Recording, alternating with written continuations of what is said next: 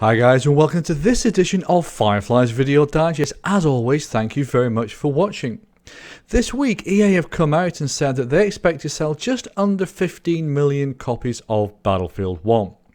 Now from that, we can roughly estimate the gross sales that they expect to make from the game. And again, by my admittedly rough calculation, I get somewhere between about $850 and $900 million of gross revenue. If we compare that to Battlefield 4, they sold somewhere between 14 and 25 million units of Battlefield 4. And it's quite difficult to pin that down. The 14 million number comes from VG Charts, and the 25 million number comes from the Wikipedia. So it's probably somewhere in the middle of that. And Battlefield 3 sold, according to VG Charts, about 17 million units. So if we take those two numbers, we can see that DICE EA expect to sell less copies of Battlefield 1 than they have sold of Battlefield 4 and Battlefield 3.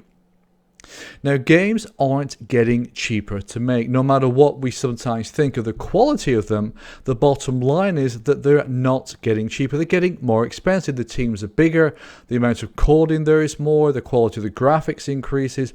All of this increases the cost of the game. What's also increasing is the cost of the marketing budget. Now, DICE have come out, actually EA came out and said that it costs around $100 million to market Battlefield 3. And the kind of estimate of how much it cost to make that game was about $50 million. And it probably says quite a lot about the industry that you're spending more on marketing a game than you are on making the game.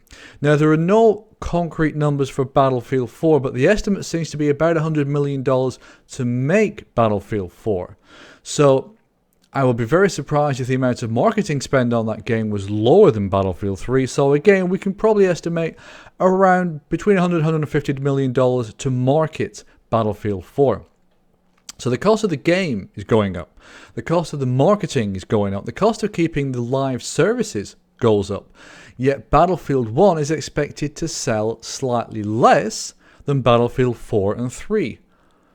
This may very well be why EA are looking for additional revenue opportunities. Now, within my rough estimate of $850 million to $900 million gross revenue, I've included premium in there, but I have not included any form of microtransactions. And if you remember the last video I did, I talked about the potential for microtransactions and the fact that EA have already come out and said there's going to be some form within Battlefield 1. This may be the reason why they are so interested in it. If they can't sell as many units of the game, but the cost to make and to market the game is increasing, so cutting into their potential profit, then they require other means of making money from, you guessed it, us, the gamers.